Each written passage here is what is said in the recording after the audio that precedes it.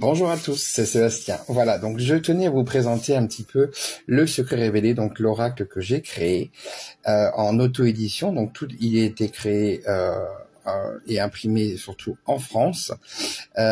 Donc c'est un oracle qui comporte effectivement plus 64 cartes.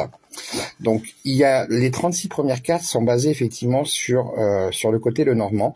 J'ai décidé d'enlever effectivement les sigles de cartomancie parce que après plusieurs recherches, je me suis rendu compte qu'il y avait des incohérences, surtout par rapport à d'où venaient l'essence même, on va dire, de l'interprétation des sigles de cartomancie.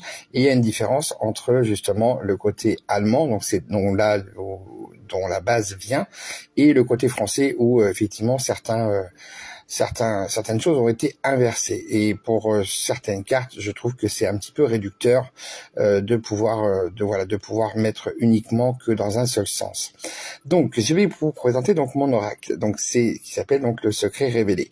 Il se compose donc, comme je vous l'ai expliqué, donc de 64 cartes. Vous avez à l'intérieur des cartes tendances. Je vous en parler juste après. Les cartes de saisonnalité et après ensuite, après les 36 premières cartes, vous avez donc toutes les extensions que j'ai voulu mettre à l'intérieur pour pouvoir qu'il soit le plus cohérent possible avec la vie que l'on a aujourd'hui et essayer de pouvoir rapporter avec toutes les situations possibles par lesquelles une personne peut passer tout au long du parcours de sa vie. Et je vous montrerai aussi en seconde, juste après, je vous parlerai du petit livret. Donc c'est un PDF que j'envoie effectivement par mail une fois que la personne qui a commandé le jeu m'informe qu'il ou elle l'a bien reçu. Et là après justement, ça je vais vous en parler juste après. Donc voilà, donc vous avez effectivement les 36 premières cartes, donc je vais vous les passer. Voilà, vous avez le cavalier ou la cavalière, le trèfle, le bateau, la maison, l'arbre, les nuages. Pour les images, j'ai vraiment voulu choisir des choses qui pour moi me parlaient le plus et j'avais vraiment un ressenti particulier. Le serpent. Alors là, je voulais effectivement, par exemple, celle-ci, normalement c'est le cercueil, et j'avais envie d'avoir quelque chose de différent, donc du coup j'ai pris un tombeau, et surtout, voilà, ça me fait surtout rappeler à la mythologie égyptienne, où quand on parle de renouveau, c'est surtout toute l'histoire qu'il y a justement par rapport au niveau des pharaons, et pour pouvoir avoir justement la vie après la mort, et surtout avoir ce qui se passe derrière, je trouvais que c'était plus important, en tout cas, ça me parlait plus. Donc le bouquet, vous avez donc la faux, vous avez la verge et le fouet, vous avez les oiseaux. Là aussi, c'était important pour montrer au niveau des dialogues qu'on peut très souvent avoir un dialogue de sourds en fin de compte. C'est pour ça que les visuels sont très importants. La carte de l'enfant, le renard, l'ours. Alors là, c'est pareil, je voulais un ours blanc et je voulais vraiment que le lien soit plus changer un petit peu. Donc nous avons les étoiles, la cigogne, le chien, la tour, le jardin, le mont. Alors là aussi, je voulais vous montrer justement qu'il y avait d'autres possibilités par rapport.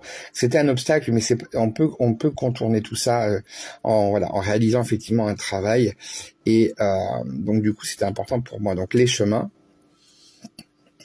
nous avons les souris, le cœur, l'anneau, le livre, la lettre, donc la carte du consultant, la carte de la consultante, l'hélice, le soleil. Là aussi, il était important pour moi qu'il y ait quelques nuages qui soient autour. La lune, la clé, les poissons, l'encre et la croix. Et ensuite, on y va pour les extensions. Donc là, j'ai choisi effectivement le hibou Harfang, comment dire, voilà, petit clin d'œil au niveau d'Harry Potter. Là, alors la carte de la justice, je voulais Thémis effectivement pour le côté grec. Donc là, nous avons la carte de l'isolement, l'aide,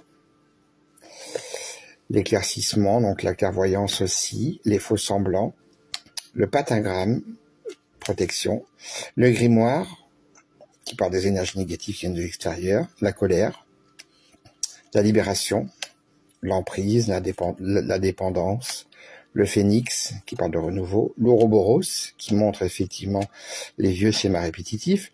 Alors, ici nous avons un équilibre entre, vous voyez, vous avez le cœur qui est dessiné en rouge et vous avez aussi le mental qui est dessiné en bleu. Ici, on a un bon équilibre. Ici, on voit que c'est le côté émotionnel qui prend trop de place par rapport à la couleur de la carte. Ici, le bleu, donc par rapport à l'esprit, prend trop de place. L'épanouissement, la réussite, celle-ci montre effectivement que le chemin sera un petit peu ardu pour pouvoir arriver à atteindre l'objectif, mais il reste accessible. Ici, nous avons la dégradation, vous voyez au fur et à mesure. Dégradation progressive. La loupe montre qu'il est important de regarder effectivement tous les détails, parce que ce sont les détails qui sont toujours les plus importants et qu'on a tendance à oublier. Le manoir parlera du passé. La carte de la pause. Ici, nous avons l'instabilité. Là, avec le château de cartes qui commence à s'effondrer, il y a des choses effectivement à revoir derrière.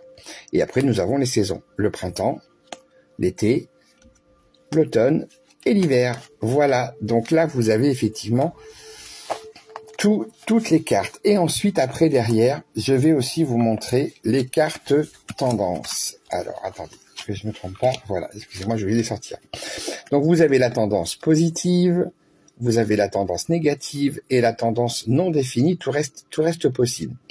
Dans le jeu, il y a aussi deux autres cartes, tendance négative et positive, pour que vous puissiez en avoir 5. Alors, en général, on essaie de les extraire du jeu pour pouvoir répondre à des questions fermées et vous pourrez comme ça après répondre avec, en les mettant toutes, de pouvoir effectivement répondre à des questions en cascade. Je vous donne un exemple, par exemple, est-ce que je vais acheter une maison?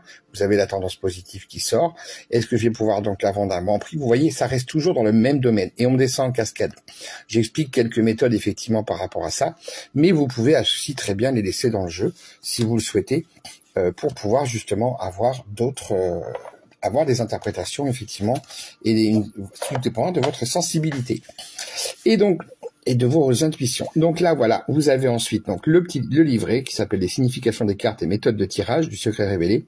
Donc là, bon, au niveau de l'image, j'ai eu quelques petits soucis au niveau de l'impression.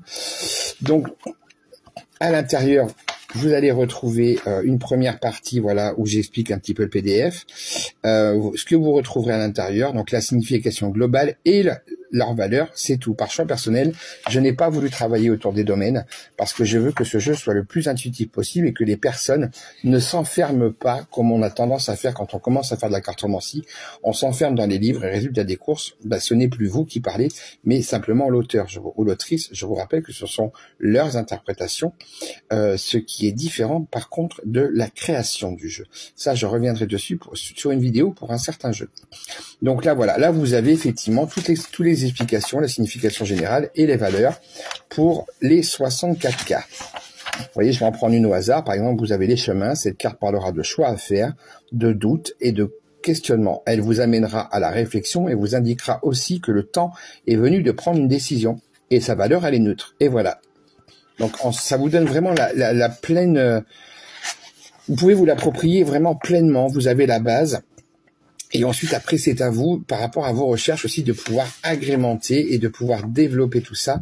C'est quand même, pour ma part, c'était la ligne directrice que je souhaitais. Donc, ensuite, vous avez effectivement, donc pour la saisonnalité, là, je vous explique quelques petites choses. Et ensuite, après, vous avez les différentes méthodes de tirage. Donc, pour certaines, je les ai revues. Donc là, vous avez par exemple le tirage en croix, donc la manière dont moi je l'utilise. Donc voilà, je vous transmets un petit peu voilà les différentes méthodes, les révisions que j'ai pu faire aussi pour certaines. Là voilà, vous avez après des choses qui sont classiques, qui sont connues. Et après, vraiment sur celles que j'ai créées, vous avez voilà par exemple le linéaire du temps. Donc là, on a deux cartes pour le passé, 2 cartes pour le présent et 2 cartes pour le futur. Vous avez la roue du domaine. Alors ça, c'est une création que j'ai fait complète. Donc là, on utilise aussi des outils de cartomancie que je vous présenterai bientôt.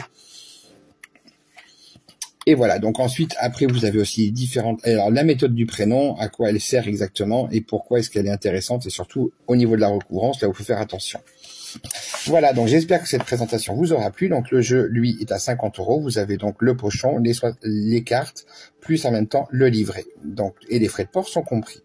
Voilà, donc en tout cas, n'hésitez pas à me contacter par mail. Il doit me rester 2 jeux, je crois, et après, tout sera en précommande. Donc surtout, n'hésitez pas. Et moi, je vous souhaite de passer une très bonne journée et je vous dis à très vite.